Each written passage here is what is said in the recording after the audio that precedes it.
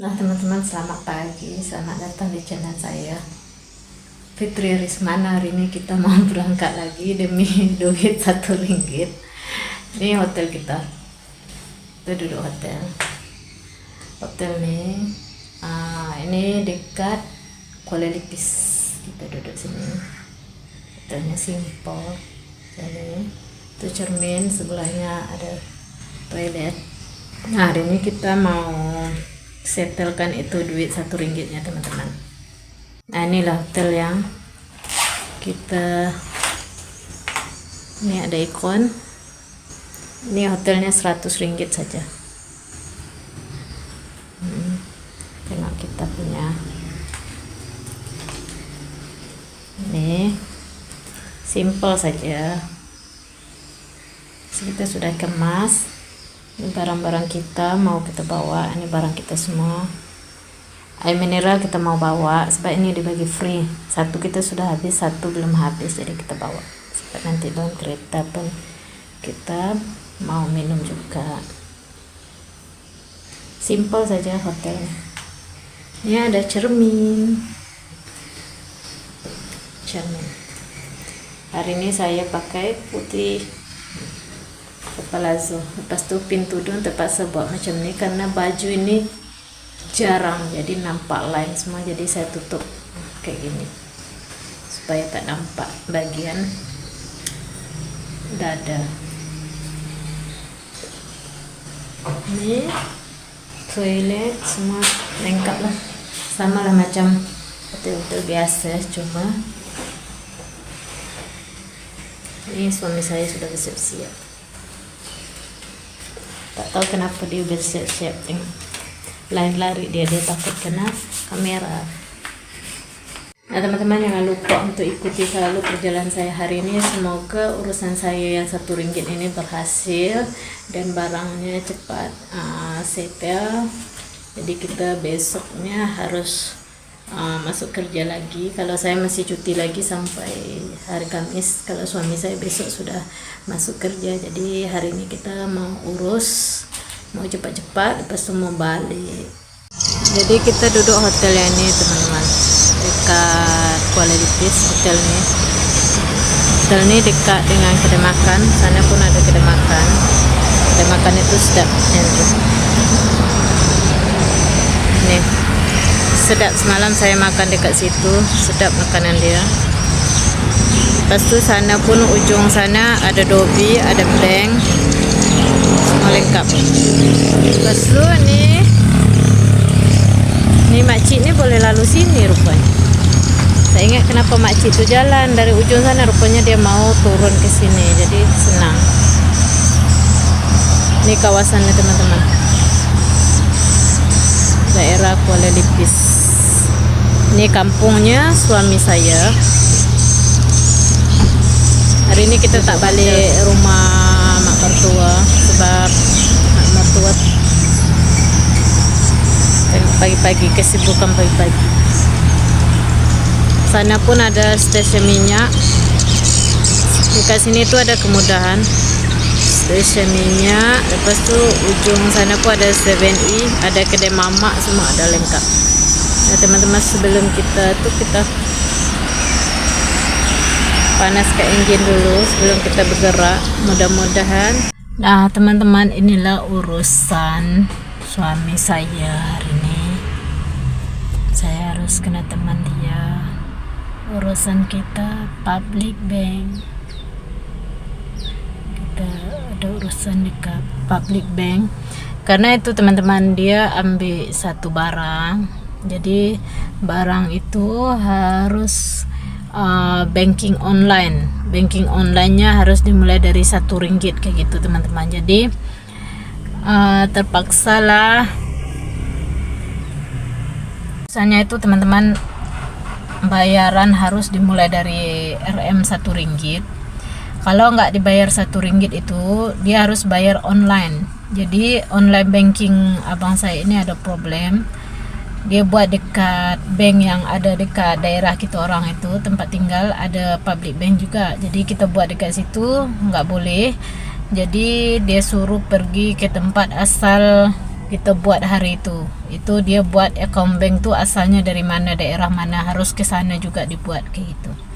Jadi hari ini kita pergi untuk setelkan barang yang RM1 itu. Jadi itulah teman-teman, kita sanggup menuju perjalanan itu 2,5 jam. Lepas itu sewa hotel lagi. Lepas itu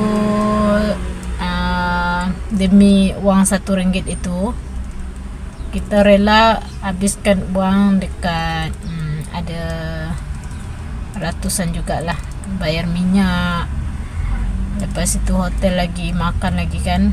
Tapi tak apalah, settle masalah RM1 ini. Mudah-mudahan apa yang diimpikan suami saya itu tercapai. Doakan ya teman-teman. Itulah teman-teman, dalam video saya semalam itu saya bikin video yang judulnya RM1 itu. Inilah cerita dibalik uang RM1 itu teman-teman. Jadi hari ini saya terpaksa temankan suami saya. Kebetulan pula saya hari ini dibagi cuti. Saya sudah dibagi cuti dengan bos saya itu 1 minggu lebih. Karena nanti kan kita mau cuti sekolah. Jadi saya dibagi cuti dulu. Nanti kalau sudah cuti sekolah itu nggak ada cuti lagi teman-teman. Cuti sekolah itu sini 1 bulan. Lepas itu nanti sambung lagi dengan raya Christmas. Itu besar-besaran juga Christmas dengan cuti. Lepas itu sambung lagi dengan raya Chinese. Sambung lagi kita dengan puasa. Tapi kalau puasa itu insyaallah saya boleh relax sikit karena nggak ramai pengunjung. Jadi bulan puasa itu oke sikit lah. Yang susahnya teman-teman di masa cuti dengan percutian itu, percutian sekolah atau cuti raya-raya itu memang full. Jadi tenaga itu kena keluar 3 kali ganda. Jadi sebelum cuti itu kita sudah dibagi cuti dulu sama bos karena persiapan kita untuk menunggu pelanggan-pelanggan yang datang ke tempat saya, ke tempat kerja saya. Kita siapkan tenaga dulu. Jadi bos saya itu memahami, jadi dibagi cuti. Itulah teman-teman, jadi saya selama cuti ini saya rajin bikin video karena nggak ada kegiatan lain. Maklumlah kan saya ada 2 orang aja dengan abang saya, belum ada anak. Jadi kegiatan saya di rumah itu cuma masak, kemas, makan, itu saja teman-teman. Jadi saya luangkan masa saya untuk bikin video. Jadi ini saya cerita sikit dekat teman-teman ya. Saya ada hal sikit agak pelik sikit lah. Kenapa ya YouTube saya ini ramai yang nonton? Adalah ramai juga lah kan yang nonton, tapi like-nya nggak ada, komentarnya juga nggak ada. Saya pun heran, apakah YouTube saya ini ada scam? Saya pun nggak tahu, atau spam. Saya pun juga nggak tahu, karena saya ini bukan ahli dari YouTuber teman-teman. Ini pun saya belajar sendiri. Saya belajar melalui YouTube juga. Ada satu YouTuber itu saya belajar dari dia. Saya tengok dia upload, bikin ini bikin itu, settingan, tutorial kayak gitu, tutorial tentang YouTuber kayak gitu. Jadi saya belajar. Ini saya belajar sendiri. Jadi buat teman-teman tolonglah support saya, komen lah teman-teman, karena komenan itu kan cuma gratis, tapi komenan yang positif, jangan yang negatif kayak gitu. Kita saling-saling support lah kayak gitu. Lagi satu, ada teman-teman yang bertanya kepada saya kenapa bahasa saya itu campur-campur. Nah sekarang saya bagi tahu buat teman-teman, saya itu sebenarnya asal saya itu orang Minang. Jadi saya bahasa Minang, uni udah kayak gitu. Jadi bahasa Minang itu kalau kita bawakan ke bahasa Indonesia dia agak lain, nada dia tuh agak lain teman-teman, agak kaku kayak gitu kan. Jadi saya orang Minang, saya pun berhijrah ke negeri seberang. Jadi saya di negeri seberang ini saya sudah hampir, saya kerja itu teman-teman sudah kerja 17 tahun kayaknya. Dan saya masuk dulu akhir 2010 sampailah sekarang 2025. Jadi saya kerja dari awal sampai sekarang, saya masih kerja teman-teman. 14 tahun itu saya kerja teman-teman. Itu saya belum 14 tahun ya, saya itu belum berkawin. Saya betul-betul cari duit, betul-betul saya cari duit, saya kumpul duit teman-teman. Betul, saya nggak ada enjoy, saya nggak ada ini itu, saya nggak nakal kayak gitulah teman-teman. Jadi saya betul-betul kumpul duit, saya kerja. Selepas itu teman-teman, saya lepas kerja, saya sudah penat kerja. Kan ada juga kita, ada satu masa itu kita itu terasa betul-betul penat sangat-sangat untuk bekerja.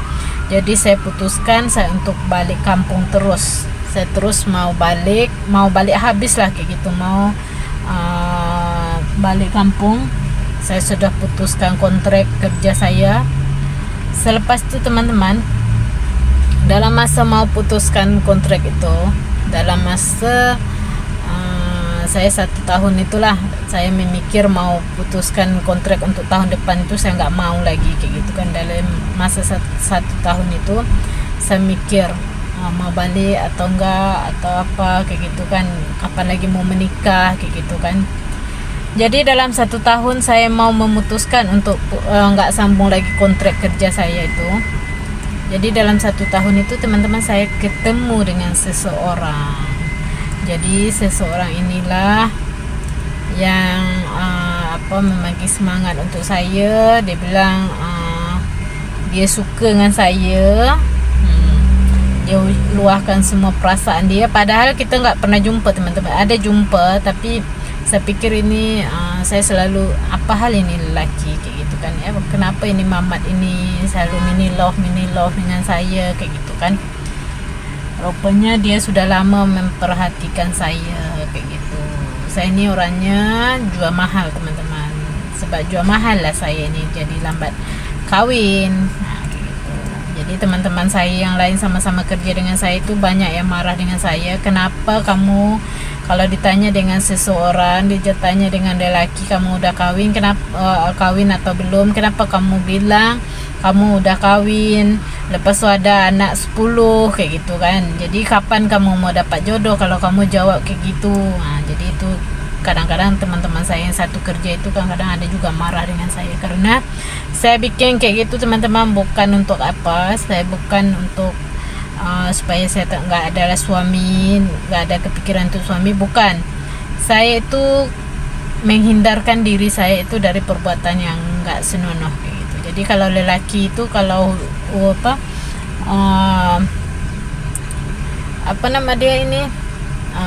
hidung belang, karena resiko kerja saya ini ya kayak gitulah teman-teman. Saya istilahnya kerja itu keliling satu Malaysia. Saya event kayak gitu kan. Kalau bahasa Minangnya itu mengalih babelok. Jadi semua mall itu saya masuk ke sana, buka event apa semua, jualan. Jadi banyak jumpa lelaki-lelaki hidung belang. Jadi itulah resiko saya kerja nih teman-teman. Akhirnya saya terjumpa juga, tapi ini bukan lelaki hidung belang teman-teman. Ini lelaki yang betul-betul mencari seorang istri kayak gitu. Mungkin itulah jodoh saya di akhir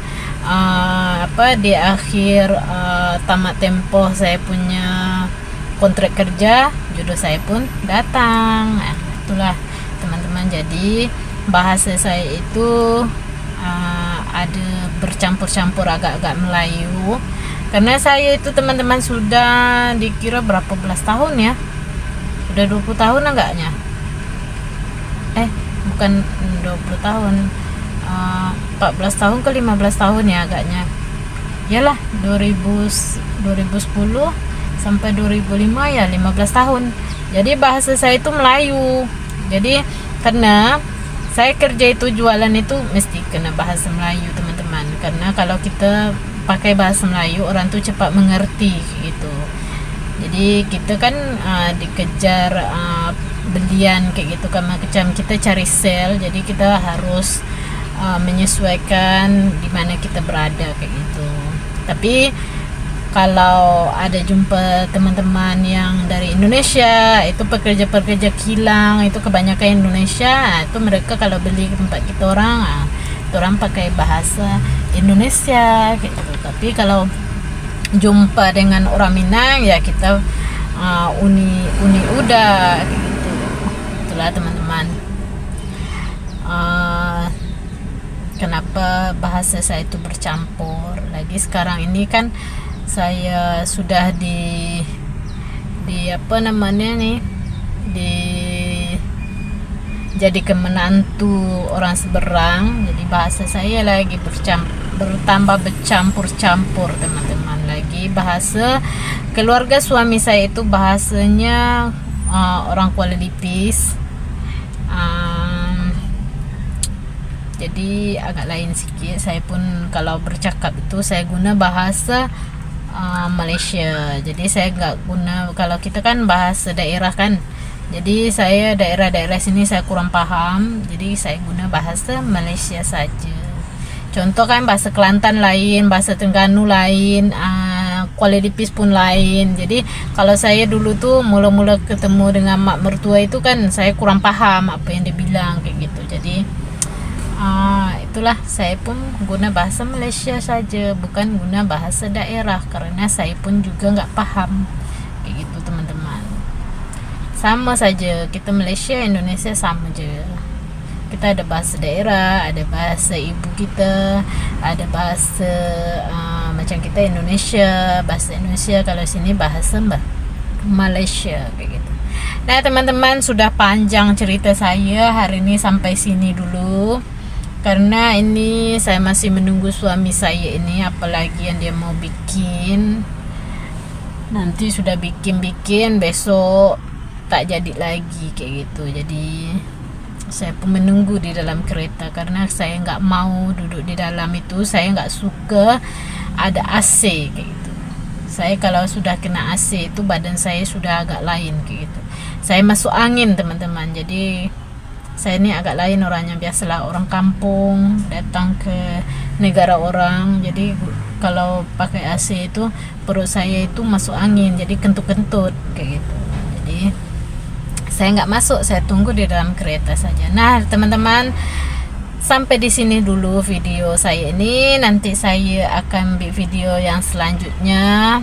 Dan untuk teman-teman jangan lupa untuk selalu support saya, supaya saya ini makin semangat lagi untuk bikin video. Dan bantulah dengan like, komen, dan subscribe. Bye bye.